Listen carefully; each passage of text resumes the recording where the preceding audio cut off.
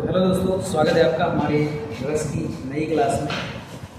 कल हमने यहीं पर क्लास को रोक दिया था। कारण ये था कि लाइट चली गई थी, इसकी वजह से ये बोर्ड है जो बंद हो गया था। आज हम वहीं रौद्र रस से ही शुरू करेंगे। हालांकि रौद्र रस हमने कंप्लीट कर दिया था, लेकिन हमने इसकी छंदों के विषय में चर्चा नहीं करेगी, तो उनकी छंदों के विषय में भी हम चर्चा कर लेते हैं। रौद्र रस हमने बताया था कि रौद्र रस का जो स्थायी भाव होता है क्रोध होता है। क्रोध मतलब गुस्सा।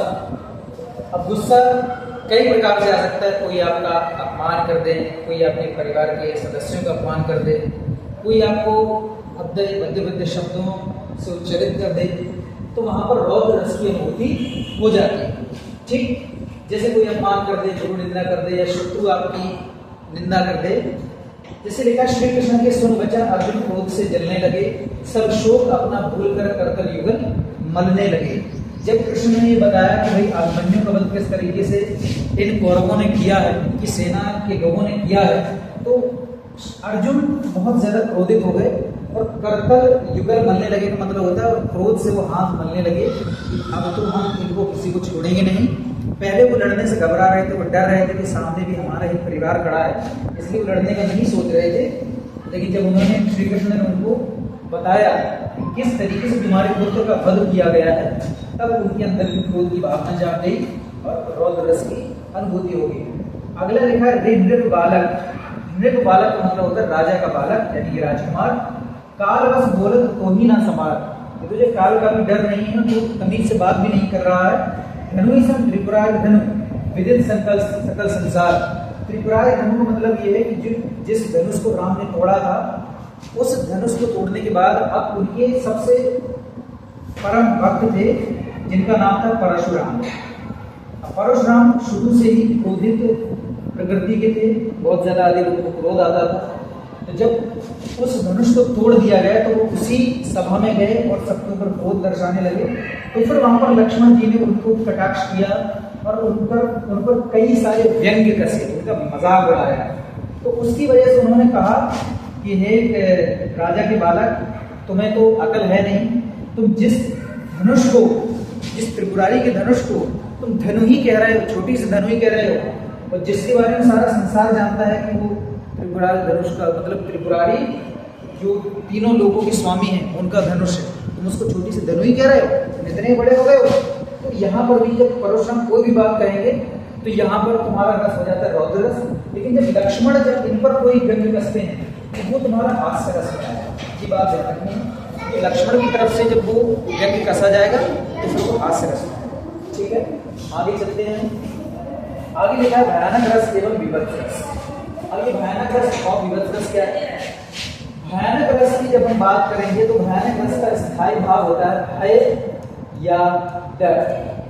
जब भी हमारे अंदर डर की अनुभूति होगी वह भयानक रस होगा। और विभत्स रस का मतलब होता है जुगुप्सा। जुगुप्सा, अब ये जुगुप्सा क्या है? जुगुप्सा या किसी के प्रति हमें किसी ईर्ष्या हो, देख करके ईर्ष्या हो, है ना, तो वहां पर विभत्स रस हो जाता है। भयानक रस क्या होता है? जैसे भयानक वस्तु या चीज को देखने से मन में ऊर्जा जो रस है वह भयानक रस है। ठीक है, जैसे इसमें पंक्ति लिखी हुई है, एक और अजगरनी लखी, एक और मृगराय। मृगराय मतलब होता है शेर, है ना। यहाँ पर मृग का अर्थ है जानवर, या कह सकते हैं जानवरों का जो राजा होता है वो शेर होता है, और अजगर मतलब सर्प। ठीक, बिकर बटोही बीच में प्रयोग ऊंचा था। बटोही का मतलब होता है यात्री या राहगीर। अब कोई राहगीर किसी ऐसी जगह से गुजर रहा है, अचानक से वो क्या देखता है कि भाई एक तरफ अजगर है और एक तरफ बड़े बड़े बालों वाला शेर खड़ा हुआ है। तो ऐसी स्थिति में उसके अंदर जो उत्पन्न होगा वो केवल डर उत्पन्न होगा, केवल भय उत्पन्न होगा। और जैसे उसके अंदर भय या डर होगा तो वहां पर हमें कौन सा रस कर देना है? भयानक रस कर देना। ये बात ध्यान। ठीक है, अगला लिखा है लंक की काय कपि बाला की फिर है मानो, लंक दाहिबे को काल रसना पसंद। जब हनुमान जी की पूंछ में आग लगाई गई, तो जब वो आग लगाई गई उनकी पूंछ में, तो वो पूरी लंका को जलाने के लिए निकल पड़े। तो लंका में रहने वाले जितने भी लोग थे सबके अंदर डर का माहौल था, क्योंकि सारी लंका जल रही थी। तो वहां पर भी डर का माहौल था कि अब कोई नहीं बचेगा, क्योंकि भाई हनुमान जी की जलती पूंछ को देखकर लंका के सारे राक्षसों ने निर्णय कर लिया था कि अब हमारी मृत्यु एकदम करीब है। और जब मृत्यु करीब होगी तो वहां पर भय उत्पन्न होगा, डर उत्पन्न होगा, और जहाँ डर उत्पन्न हो जाएगा तो वहां पर भयानक ग्रस्त हो जाएगा। और केवल यही स्थिति नहीं, कोई भी ऐसी स्थिति हो सकती है कि जहां आपको डर महसूस हो, जैसे काली अंधेरी रात में आप किसी जंगल से गुजर रहे हो, है ना, तब भी आपके अंदर डर का माहौल होगा। कोई आपके घर में घुस जाए, आपको मारे पीटे या मारने की धमकी दे, तब भी आपके अंदर डर उत्पन्न होगा। तो वहां सब में भयानक रस होता है। ठीक है, अगला देखा है विभत्स रस। विभत्स रस में कोई भी ऐसी चीज जिसको देख करके आपके अंदर से ईर्ष्या उत्पन्न हो, घृणा उत्पन्न हो, ये लगे कि अरे यार कहाँ से ये चीज हमने देख ली, हटा इसको। तो वहां पर हमें विभत्स रस करना होता है। जैसे कोई दुर्गंध वाली चीज हम देख लें, है ना, या शवों को देख लें, या कोई मांस, है ना, पड़ा सड़ रहा हो, मक्खी भिनक रही हो, या किसी खाने में मक्खी भिनक रही हो, या किसी के घाव में मक्खी भिनक रही हो। जैसे बहुत सारे होते हैं लोग जो सड़कों पर लेटे रहते हैं, भिखारी होते हैं, उनके घाव हो जाते हैं, लेकिन अब वो पैसों के वश में, पैसों के चलते इलाज नहीं करवा पाते, तो मक्खियाँ भिनकती हैं। उनको देख करके हमारे अंदर थोड़ा सा घृणा प्रभाव उत्पन्न होता है। हालांकि फिर वो अलग बात है कि हम उसके प्रति सांत्वना हो या उसके प्रति दया भाव उत्पन्न हो। तो मांस देख लें, हम कहीं रक्त देख लें, खून देख लें, है ना, ये सब क्या है कारण, ये विभत्स रस के कारण है। ठीक है, जैसे सिर पर बैठ के काक का मतलब होता है कौवा, आंख दो खाद खींचत, आंखों को दो मुंह को खा रहा है, खींच रहा है ना, जी श्यार अति, और जो श्यार है वो जीव को नोच नोच करके खा रहा है। और ये सब करने में उन दोनों को बड़ा आनंद आ रहा है। कोई एक शव पड़ा हुआ है ना, क्योंकि जैसे कि जितने भी युद्ध होते हैं, कुरुक्षेत्र का हुआ या कोई भी युद्ध हुए, यहाँ पर जो आदमी मर जाते हैं उसको उतना ट्रीटमेंट नहीं दिया जाता था कि उसको भाई ले जाया जाए, उसको जलाया जाए, क्योंकि हजारों लोग डेली मरते थे, लाखों लोग रोज मरते थे। तो ऐसे पड़े रहते थे, और ऐसे पड़े रहते थे, पड़े पड़े क्या उनको जानवर खाते थे, चील कौवे खाते थे, है ना, सियार खाते थे। तो वहीं कहा जा रहा है कि भाई सिर पर बैठ के काक, एक शव पड़ा हुआ है, उसके सिर पर कौवे बैठा हुआ है, आंखें दोनों निकाल करके खा रहा है ना, जीभ सियार खा रहा है, और इन सब करने से उनको बड़ा आनंद आ रहा है। तो यहाँ पर भी जब हम ऐसे दृश्य के बारे में कल्पना करते हैं तो वहां पर हमें विभत्स या जुगुप्सा उत्पन्न होती है। अगला लिखा है रुधिर देह मज्जा भरी आंत। रुधिर का मतलब होता है रक्त या खून, मज्जा का मतलब होता है किसी एक ऐसे, जैसे कभी हमारे शरीर में घाव हो जाता है, फोड़ा बन जाता है, तो उसमें जो व्हाइट व्हाइट लिक्विड नामक जो पदार्थ होता है, जो लिक्विड होता है, उसी को हम मज्जा बोलते हैं, है ना। हरी अंतनी, आतनी मतलब अंदर कौंधनी गिद्ध ले जा तो उड़ा गए, उसको उसमें गिद्ध आते हैं और उसमें चूंच मारते हैं, और उससे फिर अंदर से अंतड़ियों को भी निकालते हैं, निकाल करके ले करके उड़ जाते हैं। तो यहाँ पर भी हम कौन सा रस करना है, विभत्स रस करना है। ठीक है, आगे चलते हैं। आगे लिखा हुआ है अद्भुत रस एवं शांत रस। अब अद्भुत रस क्या है, जब भी कोई ऐसी स्थिति हो कि हमें आश्चर्य उत्पन्न हो जाए, कोई भी बात हम सुने कि हमें एकदम से आश्चर्य उत्पन्न हो जाए, कि हमें लगा कि अरे लगे कि अरे ये एकदम से कैसे हो गया, तो वहां पर अद्भुत या इसका स्थायी भाव होता है विस्मय या फिर आश्चर्य। ठीक है, अलौकिक या अकल्पनीय वस्तु देखकर जो उपजे मन में स्थायी भाव, और फिर रस वही हमारा अद्भुत रस होता है। जैसे देवी यशोदा शिशु के मुख में, यशोदा ने अपने शिशु मतलब कृष्ण के मुख में सकल लोगों की माया, पूरा सकल संसार देख लिया, पूरा ब्रह्मांड देख लिया, तो क्षण भर को वह बनी अचेतन, तो क्षण भर के लिए वो अचेतन हो गई, कुछ बोल ही नहीं पा रही थी, हिल न सकी कोमल काया, वो एकदम से स्तब्ध हो गई, उनके मुख से शब्द ही नहीं निकल रहे थे। तो यहाँ पर एकदम से विस्मित हो गई, एकदम आश्चर्यचकित हो गई, अरे ये क्या है, ये क्या बला। तो वहां पर भी हमें अद्भुत रस करना है। जैसे दूसरे लिखा बिनु पद चले सुने बिनु काना, कर बिनु करम करे विधि नाना। जब भी कोई ऐसी स्थिति आ जाए कि भाई बिना पैर के कोई चल रहा है, बिना कानों के कोई सुन रहा है ना, बिना आंखों के कोई देख रहा है, तो यहाँ पर भी एकदम विस्मय की बात हो जाती है, एकदम आश्चर्य की बात हो जाती है कि ऐसा कैसे पॉसिबल है, ऐसा तो पॉसिबल ही नहीं है। ठीक है, तो यहाँ पर भी तुम्हें अद्भुत रस लगाना है। ठीक है, हालांकि साहित्य में सब कुछ पॉसिबल है, साहित्य की दुनिया एक ऐसी दुनिया है जहाँ पर हमने बताया ना सब कुछ पॉसिबल है। पेड़ नाचते हैं, बादल दौड़ते हैं, भागते हैं, है ना, हवाएं घूमती हैं, सारे वो काम किए जाते हैं जो मनुष्य करते हैं। ठीक, साहित्य में पॉसिबल है। अगला देखा है शांत रस। ये 9वां रस है, ये बहुत विशेष रस है और इसी को भरत मुनि नहीं मानते थे। उनका मानना यह था कि शांत रस बहुत मरने के बाद ही कोई उस अवस्था को प्राप्त हो सकता है ना। तो शांत रस को अन्य आचार्यों ने इसको बताया नहीं, शांत रस उसको भी कह सकते हैं जो वैराग्य जिसने धारण कर लिया है, जिसने सारी वेदनाओं से जीत पा ली, जिसने सारी वेदनाओं में, उसको हम निर्वेद कह देते हैं, वैराग्य कह देते हैं और उसी को हम कहते हैं कि शांत रस को उत्पन्न हो चुका है। और बस इसमें ध्यान रखना है कि जब शांत रस और एक भक्ति रस होता है, भक्ति रस में तुम्हारी ईश्वर की प्रधानता होगी, इसमें तुम्हारी ईश्वर की प्रधानता होगी, ईश्वर को सर्वश्रेष्ठ माना जाएगा। और शांत रस होगा, इसमें ज्ञान की प्रधानता होगी, इसमें ज्ञान की श्रेष्ठता होगी, इसमें ज्ञान को ही श्रेष्ठ माना जाएगा। जैसे मन रे तन कागज का पुतला, मन रे तन, ये जो शरीर है ये कागज के पुतले के समान है। अगर जैसे कागज के पन्ने में हम अगर कोई बूंद पानी डाल देते हैं तो क्या होता है, कागज खराब हो जाता है। उसी तरीके से हमारा एक शरीर भी है, ना जाने कब कैसे कहाँ क्या दुर्घटना घट जाए कि हमारा जो शरीर है इतनी सहेज कर रखते हैं, एक पल में एक छिन्न भिन्न हो सकता है। ठीक है, तो लागे बूंद विनश्य छिन्न में, क्षण में, गर्व करे क्यों इतना, क्यों इसमें इतना घमंड कर रहे हैं, क्यों इसमें इतना गर्व किए जा रहे हैं। तो यहाँ पर वो एक सीख दे रहा है, एक सीख मिल रही है, एक ज्ञान मिल रहा है। तो यहाँ पर भी कौन सा रस हो जाता है हमारा, शांत रस हो जाता है। ठीक है, अगला लिखा है जब मैं था तब हरि नहीं था। ये कबीरदास जी की पंक्ति है। अब हरि है मैं ना है ना। जब मैं था, मैं का यहाँ पर अहंकार से मतलब है ना। जब मेरे अंदर अहंकार था तब मेरे पास ईश्वर की ईश्वर के बारे में स्मरण नहीं था। और जब अब ईश्वर अब मिल गए हैं मुझे, कि ईश्वर का हमें ज्ञान हो गया है, तो हमारे अंदर से अहंकार मिट गया है, खत्म हो गया है। अब ये ज्ञान के कारण हुआ है ना। सब अंधियारा मिट गया जब दीपक देखा, सारा अंधेरा मिट गया जब मैंने दीपक की ओर देखा। दीपक से मतलब यहाँ ज्ञान से है। जब मैंने ज्ञान की तरफ देखा, जब मेरे अंदर ज्ञान उत्पन्न हुआ, तो जितना भी हमारे अंदर अंधकार था सबका सब खत्म हो गया, मिट गया। तो यहाँ पर भी कौन सा रस हो जाता है, शांत रस हो जाता है। कबीरदास जी की ज्यादातर पंक्तियाँ तुम्हें शांत रस नहीं मिलेगी।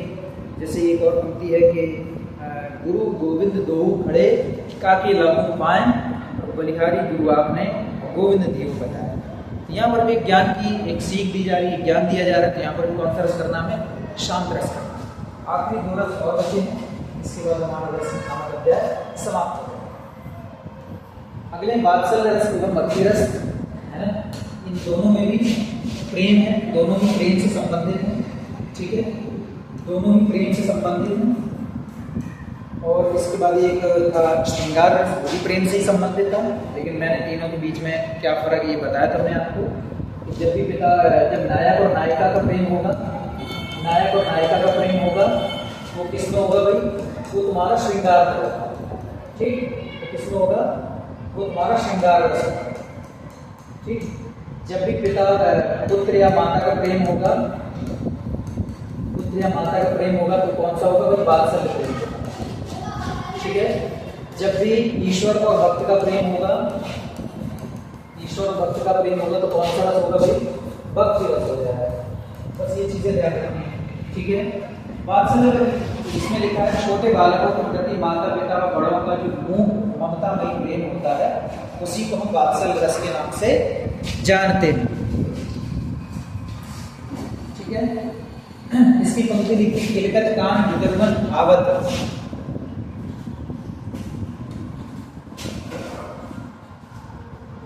इसमें लिखा हुआ है किलकत कान, कान का मतलब है कान्हा, कान्हा मतलब कृष्ण। गुटरमन आवत मतलब घुटनों के बल आते हैं। मणिमय कनक नंद के आंगन बिंब पकड़े धावत। और वो नंद के आंगन मतलब उनके आंगन में, नंद जो उनके पिताजी हैं, उनके आंगन में घूम रहे हैं, अपना प्रतिबिंब देखते हैं, अपनी छाया देखते हैं, तो उसको पकड़ने के लिए दौड़ते हैं। तो यहाँ पर क्या है भाई, और बाकी जो लोग देख रहे हैं, देख करके उनको बड़ा आनंद आ रहा है। प्रेम उत्पन्न हो रहा है। बच्चे की बात हो रही है, तो जब बच्चे की बात करेंगे तो कौन सा रस हो जाएगा भाई? वात्सल्य रस करना है। ठीक है, अगला लिखा हुआ यशोदा हरि पालने जुलावे। पालने में किसको जुलाया जाएगा? बच्चे को जुलाया जाएगा। तो जहाँ यशोदा या माता या प्रेम के बच्चे की बात होगी वहाँ पर वात्सल्य रस को प्राथमिकता देनी है ना। हल रावे दुलरावे मनावे जोई सोई कुछ गावे। हल रा रही हैं, वो दुलरा रही हैं, कुछ गाना सुना रही हैं, उनको प्यार कर रही हैं, कौन सा रस हो जाएगा भाई? वात्सल्य रस हो जाएगा। ठीक है, अगला लिखा भक्ति रस। भक्ति रस में कोई प्रेम है, इसका जो स्थायी भाव होता है भगवत विषय रति होता है। ठीक है, ईश्वर के प्रति अनन्य है, मतलब कि ऐसा प्रेम जो पता भी नहीं है कि प्रेम हमारा संपूर्ण होगा कि नहीं होगा। एक ऐसा प्रेम जो केवल श्रद्धा पर टिका हुआ है, उसी को हम भक्ति रस कहते हैं। वरना नायक नायिका इन दोनों को प्रेम में एक दूसरे से कुछ ना कुछ इनको उम्मीदें होती हैं, है ना। पुत्र और माता के प्रेम में भी कुछ ना कुछ उम्मीदें होती हैं। माता बचपन में उसको पालती है और बड़े होकर के उसको भी आशा होती है कि हमारे बचपन का बुढ़ापे का सहारा बनेगा। तो यहाँ पर भी स्वार्थ होता है, लेकिन ईश्वर के प्रति भक्त का असली में अगर जो भक्त होगा उसको ईश्वर से किसी भी प्रकार का कोई स्वार्थ नहीं होगा, वो निस्वार्थ प्रेम करेगा, है ना। लेकिन आजकल के प्रेम में क्या है? बड़ा स्वार्थ। हम भक्ति कर रहे हैं, ईश्वर की भक्ति कर रहे हैं, राधा राधा नाम जप रहे हैं, कृष्ण कृष्ण बोल रहे हैं, मगर किस लिए? ताकि हमें उपलब्धि मिले, हम ऊंचाइयां छुएं, हमारा स्वार्थ जुड़ा हुआ है। लेकिन जो असली में भक्ति रस है वहाँ पर कोई भी स्वार्थ नहीं जुड़ा होता है, केवल श्रद्धा होती है, अनुराग होता है और समर्पण होता है। ये तुम्हारा भक्ति रस है। जैसे मेरे तो गिरधर गोपाल दूसरो ना कोई, जाके सिर मोर मुकुट मेरो पति सोई। अब ये मीराबाई की पंक्ति है। मीराबाई श्री कृष्ण की अनन्य भक्त है। अब कभी कभी क्या होता है कि जैसे तुम 11th-12th में देखोगे तो वहां पर भक्ति रस नहीं मिलता है। तो जब भक्ति रस नहीं मिलेगा, पर अगर यही पंक्ति कभी आ जाती है तो हमें ये ध्यान रखना है कि उन्होंने श्री कृष्ण को पति के रूप में स्वीकार किया, मीराबाई ने। और पति के रूप में स्वीकार करने का मतलब है कि फिर यहाँ पर श्रृंगार रस का आगमन हो जाता है। ठीक है, राम जपो राम जपो राम जपो बाबरे। बाबरे का मतलब होता है बाबले मन। राम राम जपो घोर भव नीर निधि कर्म का उन्नापे। इस घोर, इस बड़े संसार में जहाँ इतना बड़ा सैलाब है, यहाँ किसी और नाम से नहीं कर सकते हो। यहाँ केवल राम का नाम ही जपना पड़ेगा, तभी इससे नैया पार हो पाएगी। तो यहाँ पर भी ईश्वर की प्राथमिकता बताई जा रही है। अगर यहाँ पर ये बोला जा रहा होता कि नहीं, ज्ञान अर्जित करो, जब ज्ञान आ जाएगा तो वहाँ पर तुम्हारा शांत रस होगा, क्योंकि जहाँ ज्ञान की बात होगी वहाँ शांत रस होगा। जहाँ ईश्वर की प्राथमिकता होगी, ईश्वर की प्रधानता होगी, वहाँ भक्ति रस होगा। तो ये हमारे कुल 11 रस थे जो कि हमारे पूरे हो चुके हैं। ठीक है, इसके बाद ये कुछ चीज़ें हैं, या तो लिख लेना या याद कर लेना। जैसे कि श्रृंगार रस को रसों का राजा कहा जाता है, रसों का राजा कहा जाता है। ठीक, रसराज कहा जाता है। कभी भी पूछा जाए कि विभत्स रस का विपरीत रस क्या है, तो वह तुम्हारा श्रृंगार रस ही होता है। या पूछ लिया जाए कि श्रृंगार रस का विपरीत रस कौन सा है, उल्टा रस कौन सा है, इसका विरोधी रस कौन सा है, तो ये दोनों एक दूसरे के विरोधी हैं। क्या है? दोनों एक दूसरे के विरोधी रस, ये बात है। अगला है हास्य रस। हास्य रस का स्थायी भाव क्या होता है? हास होता है ना, किसी भी जोकर को देखना है, किसी विचित्रता को देख करके हमें प्रसन्नता हो, हास्य उत्पन्न हो, वो हास्य रस होता है। करुण रस शोक होता है, विलाप हो, जिसमें रोना धोना हो, वहाँ पर हमें करुण रस करना होता है। मैंने पहले ही बताया था कि नायक और नायिका अगर अलग होंगे लेकिन मिलने की उम्मीद होगी तो श्रृंगार में वियोग होता है, दो होते इसके भेद। और जब मिलने की हमेशा की उम्मीद खत्म हो जाएगी तो फिर उसमें हम करुण रस को ही प्राथमिकता में रखेंगे, फिर हम वियोग नहीं करेंगे।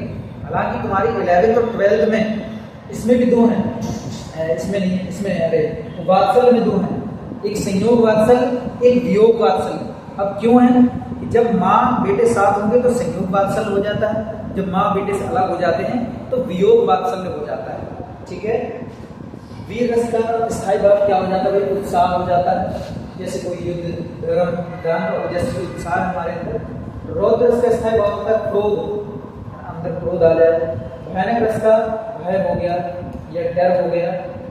विवश रस कैसा है, वो जुगुप्सा, घृणा या ईर्ष्या हो गया। ठीक है। अद्भुत रस का विस्मय या आश्चर्य हो जाता है। शांत रस का निर्वेद हो जाता है, वैराग्य हो जाता है। वात्सल्य रस का वात्सल्य रति हो जाती है या वत्सल्यता हो जाता है। भक्ति रस का प्रति अनुराग हो जाता है या भगवत विषय भाव हो जाता है, प्रति अनुराग भी हो जाता है। ठीक है। ये ईश्वर के प्रति अनन्य प्रेम होता है। ठीक है। तो संसार की असारता व ईश्वर ज्ञान से शांति हो जाती है या ज्ञान की प्राथमिकता होती है। ये तुम्हारे कुछ रस हैं। ठीक है। इसके बाद इसकी हम प्रैक्टिस भी कर लेंगे कल, और उसके बाद हम अलंकार की तरफ बढ़ेंगे। अलंकार के बाद छंद। बस हमारी संपूर्ण हिंदी व्याकरण यूट्यूब पर एकदम फ्री अवेलेबल रहेगी हमेशा। मिलते हैं अगली क्लास में, तब तक देखते रहिए।